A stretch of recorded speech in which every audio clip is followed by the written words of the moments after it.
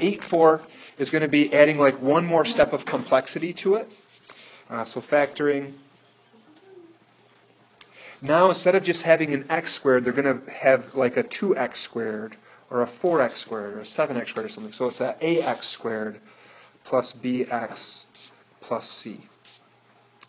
So it's that same exact thing as what we've been doing, just now instead of having an x at the beginning of both of our binomials, we're going to have like a 2x and an x or something like that. This example here, because we just did the review, you maybe don't need to write it, but here's an example kind of working forward like we did before. So you could write it, you could not write it, but if I had something like this here, oops, minus 5. So if I have a problem like this, we still do that same like foiling that we did before. And when I do, okay, I'm going to do the 2x times the 3x. That's like my f in FOIL. That's going to give me 6x squared. Agree? Then when I do my outside, I do the 2x times the negative 5 gives me a minus 10x. So that's my outside. Then if I do my inside here, I have a plus 12x. That's my inside. And then last but not least, we'll do the positive 4 times the negative 5 for minus 20. That's my last. And like always, we can take and combine these two here together. And that's going to give us a plus 2x. So I have my 6x squared plus 2x minus 20. So that's what we were doing in the last chapter. That's kind of the easier direction. Fair enough? Now what we need to do is we need to figure out, okay, well, how do I unpack that? How do I take this here, my answer there, and try to change it back into something like that? And the nice part is it's real similar to what you were doing before. It just adds a little bit more, there's more possibilities to what you could get. This is my attempt at like writing out kind of like the steps. And this is how I do it.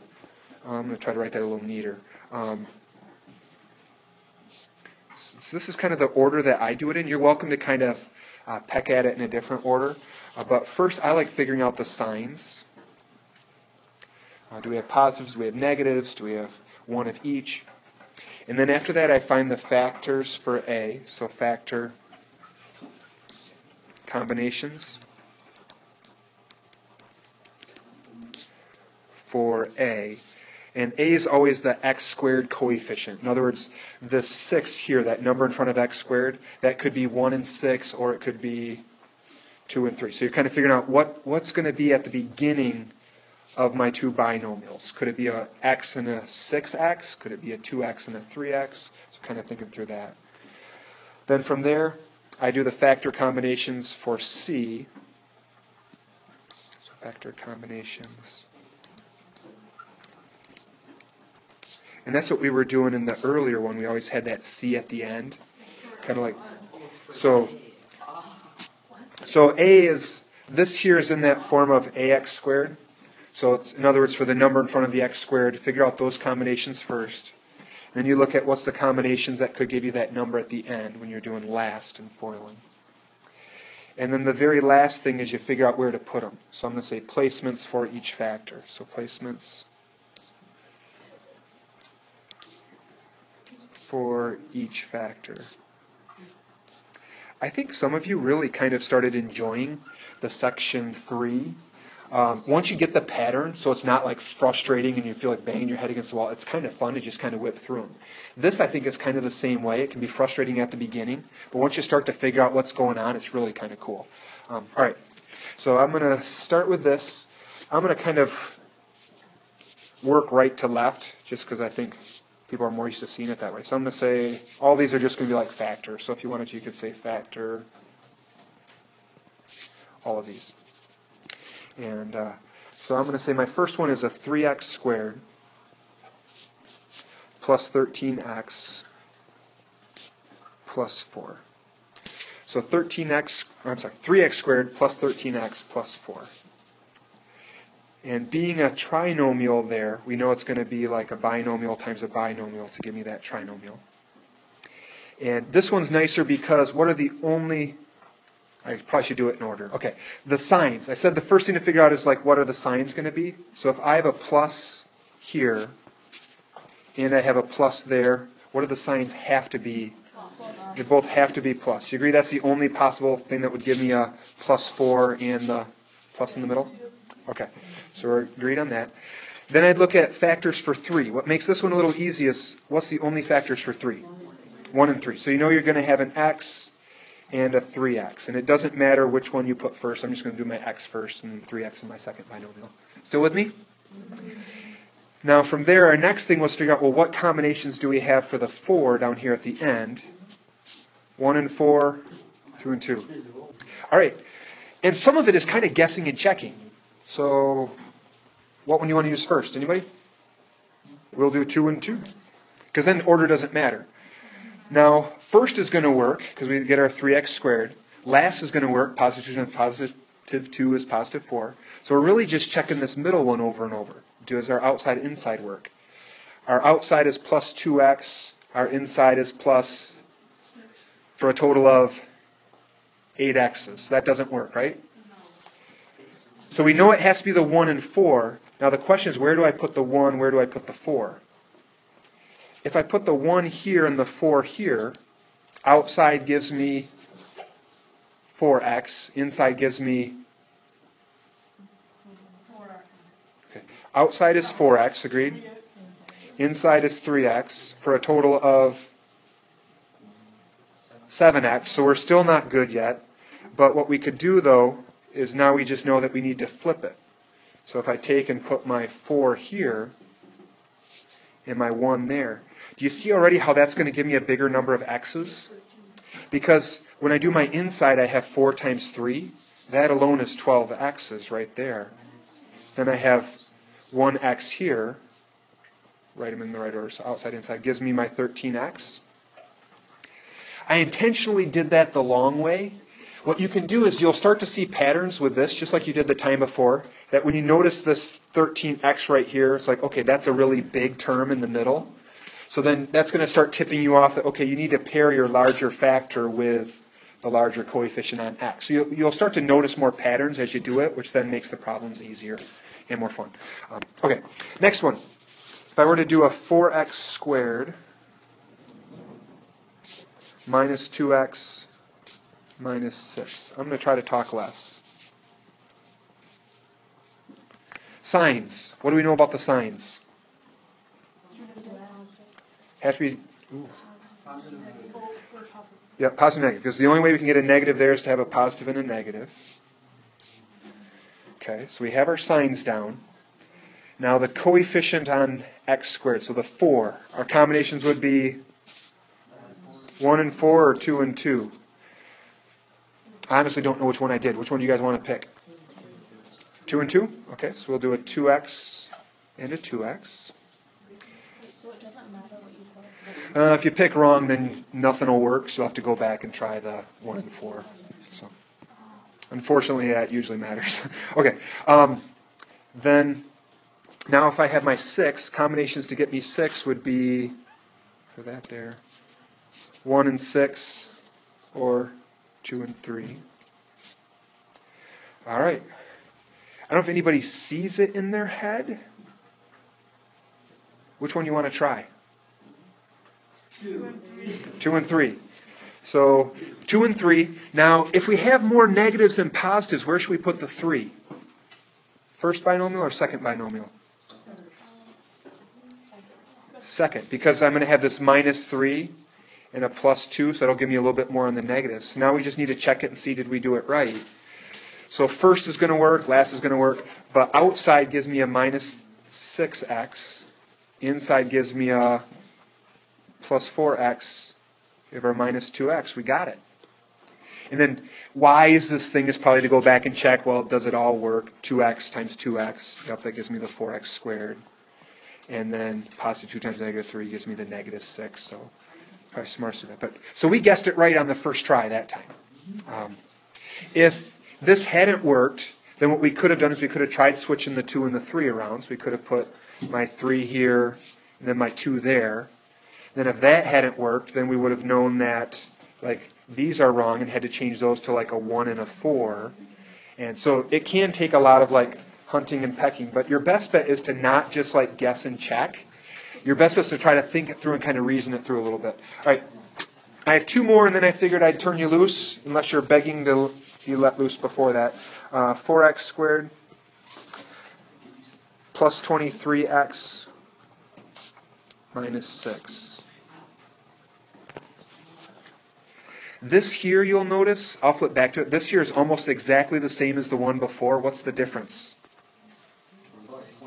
Plus 23. So before, I had this nice small minus 2x, which kind of tips you off. You're probably going to have like a 2 and a 2 and other factors that are close to each other because your outside inside almost completely cancel each other out.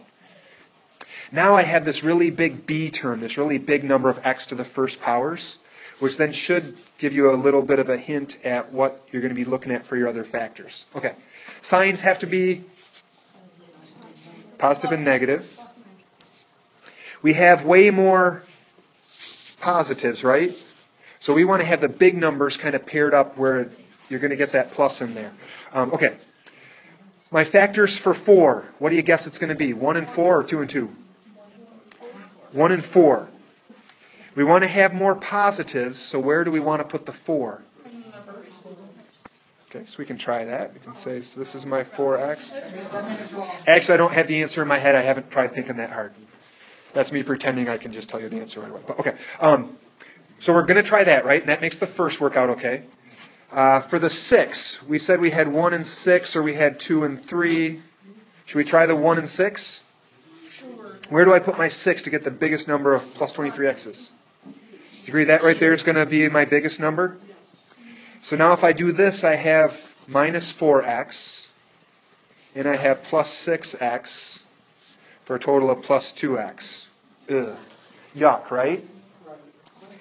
Although if you notice, my hints at the big ones always being like this way, the plus 2x, we had this minus 2x last time.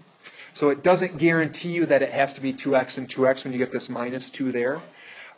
It could be the bigger numbers. Okay, so it's not those. What if I switch my 6 and my 1? So if I take and put my 6 here and my 1 there. Okay. Should we switch the x's too or try it this way first? If we try it this way, my outside gives me a minus 24x, which is way more negative than we need to be, right? But then my inside is plus 1x. So do you agree I have a minus 23x? Which is horribly far away from this plus 23x, but it's 23. So what does that tell you you need to change?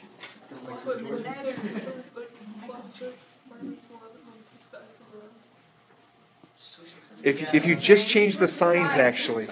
If you just change the signs. Now what that does is, just switching the signs, now my old minus 24x just becomes a positive 24x. My old plus 1x becomes a minus 1x. Do you agree now I have plus 23x's?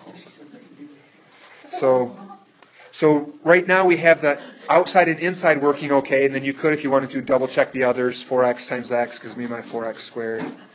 And then negative 1 times positive 6 gives me my minus 6.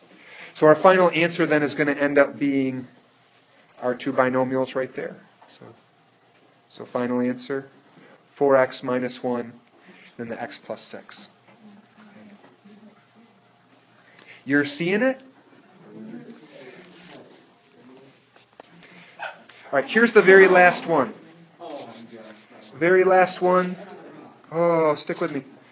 5x squared minus 22x plus 21. What's nice about this is the only combination that you can use to get 5 is going to be 1 and 5. But I'm a little bit ahead of myself. Okay, signs. If we have a minus 22x and a plus 21, our signs have to be two negatives. Because 2 negatives will give me this positive, and 2 negatives, when combined, will give me that minus sign there. So we know that's good. We know we have a 1 and a 5. I'll maybe just do x in the first one, 5x in the second. Anybody care? Because our signs are both the same, it doesn't matter where you put them. It's when you have the signs being different, like in this one, that you need to, 4x could be here or 4x could be there, it matters. Okay, now for 21, 21 is going to be 3 and 7. 3 and 7 or 1 and 21, right? So 3 and 1 7 and is 21. or 3 and 7. No, 21. It's 21. So we only have two combinations that could give us that. Where do you want to put, or I guess what do you want to do first? 1 and 21? We're looking at this minus 22x, but we have a 5x. Could 1 and 21 possibly work with this 5x right there? No. No, because you're either going to end up, or at least it's unlikely. So our best bet's to try this 3 and the 7. So where should we put the 3? We put the 3 here, the 7 there. Now, when I do my outside, I get minus 3x. Inside is minus 35x, right? So we just have a minus 38x. Ugh, not good, not good. So, okay, so if we switch those two around, though, and if I put my 3 in front, 7 here, now when we look at what happens, outside is minus 7x, inside is minus 15x. Combine those two, we get minus 22x, which is what we have right there in the middle. So we know our final answer then should be this one here. If you want to double check it, you could do the first times first. Yes, you get the 5x squared. Last times last, you get the positive 21. We're good.